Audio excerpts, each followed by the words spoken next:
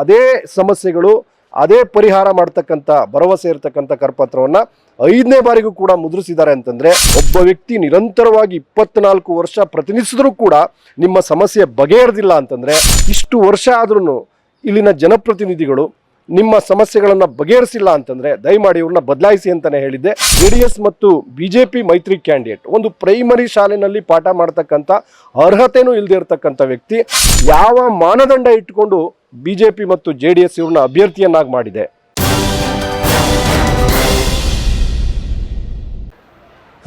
ದಕ್ಷಿಣ ಶಿಕ್ಷಕರ ಕ್ಷೇತ್ರದ ಎಲ್ಲ ಗೌರವಾನ್ವಿತ ಮತದಾರರಲ್ಲಿ ಬಹುಜನ್ ಸಮಾಜ್ ಪಾರ್ಟಿ ರಾಜ್ಯ ಸಂಯೋಜಕ ಮತ್ತು ಉಸ್ತುವಾರಿಯಾಗಿ ನಾನು ಮನವಿ ಮಾಡ್ಕೊಳ್ಳೋದೇನಂತಂದರೆ, ಬಹುಜನ್ ಸಮಾಜ್ ಪಾರ್ಟಿ ಬೆಂಬಲಿತ ಅಭ್ಯರ್ಥಿಯಾಗಿ ಡಾಕ್ಟರ್ ಹರಾ ಮಹೇಶ್ ಅವರು ಈ ಬಾರಿ ಸ್ಪರ್ಧೆ ಮಾಡಿದ್ದಾರೆ. ನಿಂತಿರ್ತಕ್ಕಂಥ 11 ಅಭ್ಯರ್ಥಿಗಳಿಗಿಂತ ಅತಿ ಹೆಚ್ಚು ವಿದ್ಯಾರ್ಹತೆಯನ್ನು ಪಡ್ಕೊಂಡಿರ್ತಕ್ಕಂಥವರು ಡಾಕ್ಟರ್ ಹರಾ ಮಹೇಶ್ ಅವರು. MA MEd B.Ed ಜೊತೆಗೆ PhDಯನ್ನು ಕೂಡ ಮುಗಿಸಿದ್ದಾರೆ. ಅದರ ಜೊತೆಗೆ ಕಳೆದ 22 ವರ್ಷಗಳಿಂದ ನಿರಂತರವಾಗಿ ಶಿಕ್ಷಕನಾಗಿ ಉಪನ್ಯಾಸಕನಾಗಿ ಕಾರ್ಯನಿರ್ವಹಿಸ್ತಾ ಇದ್ದಾರೆ. ಈಗ ಸ್ಪರ್ಧೆ ಮಾಡಿರ್ತಕ್ಕಂಥ 11 ಅಭ್ಯರ್ಥಿಗಳಲ್ಲಿ ನಿರಂತರವಾಗಿ ಶಿಕ್ಷಣ ಕ್ಷೇತ್ರದಲ್ಲಿ ಉಳ್ಕೊಂಡಿರ್ತಕ್ಕಂಥ ಏಕೈಕ ವ್ಯಕ್ತಿ ಡಾಕ್ಟರ್ ಹರಾ ಮಹೇಶ್ ಅವರು. ಈಗ ಕಾಂಗ್ರೆಸ್ ಅಭ್ಯರ್ಥಿ ಕಳೆದ 24 ವರ್ಷಗಳಿಂದ ವಿಧಾನ ಪರಿಷತ್ತನ್ನು ಪ್ರತಿನಿಧಿಸಿದ್ದಾರೆ. ಅದು ಶಿಕ್ಷಕರ ಕ್ಷೇತ್ರವನ್ನು. ಇವರ ಸರ್ಕಾರ ಇತ್ತು, ಇವರು JDS ಇದ್ದಾಗ JDS ಸರ್ಕಾರ ಇತ್ತು, ಇವರು ಕಾಂಗ್ರೆಸ್ ಇರುವಾಗ ಈಗ ಕಾಂಗ್ರೆಸ್ ಸರ್ಕಾರ ಇದೆ. ಹಿಂದೆ ಒಮ್ಮೆ ಕಾಂಗ್ರೆಸ್ಸಲ್ಲೂ ಕೂಡ ಗೆದ್ದಿದ್ರು, ಇಂಡಿಪೆಂಡೆಂಟ್ ಆಗಿ ಗೆದ್ದಿದ್ರು. 24 ವರ್ಷಗಳಲ್ಲಿ ಇವರು ಇದು 5ನೇ ಚುನಾವಣೆ ಎದುರಿಸ್ತಾ ಇದ್ದಾರೆ.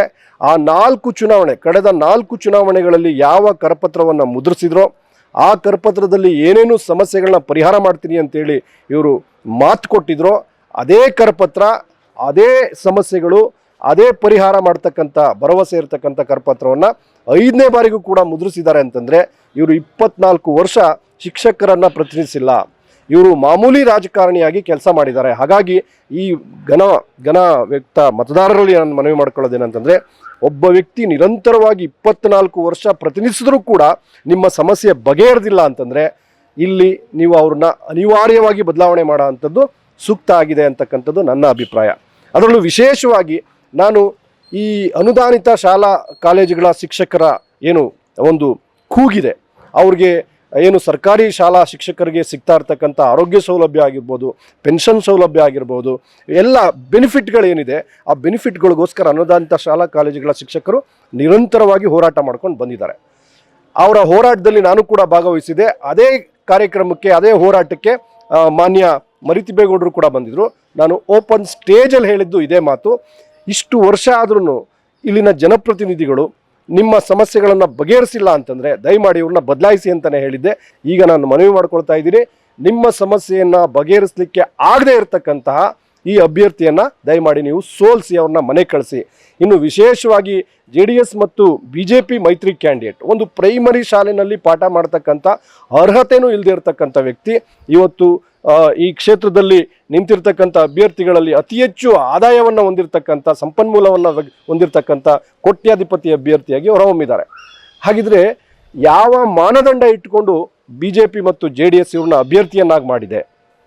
ಈ ಕ್ಷೇತ್ರದನ್ನ ಸಮರ್ಥವಾಗಿ ಪ್ರತಿನಿಧಿಸ್ತಕ್ಕಂಥ ಅರ್ಹತೆ, ಯೋಗ್ಯತೆ, ವಿದ್ಯಾರ್ಹತೆ ಇರತಕ್ಕಂಥ ಒಬ್ಬ ವ್ಯಕ್ತಿನೂ BJP JDSಗೆ ಸಿಕ್ಕಲಿಲ್ವಾ?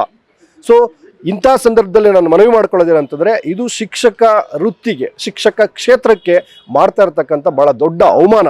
ಹೇಗೆ ಪಾರ್ಲಿಮೆಂಟ್ ಚುನಾವಣೆಯಲ್ಲಿ, ಅಸೆಂಬ್ಲಿ ಚುನಾವಣೆಯಲ್ಲಿ ಗೆಲ್ಲುವ ಮಾನದಂಡ ಇರತಕ್ಕಂಥ ಅಭ್ಯರ್ಥಿಗೆ B.Pharm ಕೊಡ್ತೀವಿ ಅಂತಾರೆ. ಆ ಗೆಲ್ಲುವ ಮಾನದಂಡ ಏನು ಅಂತಂದರೆ ಅತಿ ಹೆಚ್ಚು ಹಣ ಖರ್ಚು ಮಾಡ್ತಕ್ಕಂಥ ವ್ಯಕ್ತಿಗೆ ನಾವು B.Pharm ಕೊಡ್ತೀವಿ ಅಂತ. ಅದೇ ರೋಗವನ್ನು, ಅದೇ ಅಂಟು ಜಾಡ್ಯವನ್ನು ಇವತ್ತು JDS ಮತ್ತು BJP ಶಿಕ್ಷಕರ ಕ್ಷೇತ್ರಕ್ಕೂ ಕೂಡ ತಂದಿರತಕ್ಕಂಥದ್ದು ಭಾಳ ಅಪಾಯಕಾರಿಯಾದಂಥ ಬೆಳವಣಿಗೆ. ಸೊ ಹಾಗಾಗಿ ಈ ಎರಡೂ ಅಭ್ಯರ್ಥಿಗಳನ್ನ ದಯಮಾಡಿ ನೀವು ಆಯ್ಕೆ ಮಾಡಬೇಡಿ.